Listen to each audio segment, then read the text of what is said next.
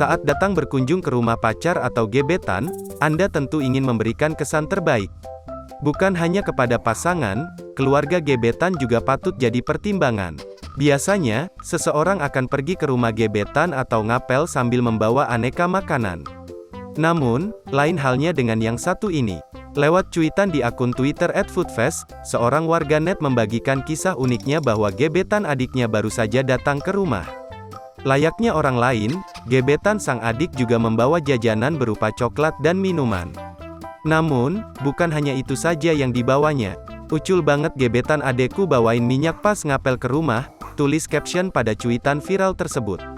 Benar saja, tampak jika gebetan sang adik datang ke rumah sambil membawa sebotol minyak goreng yang masih utuh. Seperti diketahui, minyak goreng kini tengah menjadi barang yang langka sekaligus mahal. Bahkan, tidak sedikit yang berebut minyak goreng saat tengah berbelanja hingga menimbulkan kegaduhan. Melihat cara gebetan sang adik yang datang ngapel sambil membawa minyak goreng tersebut, warganet pun dibuat kagum hingga terhibur.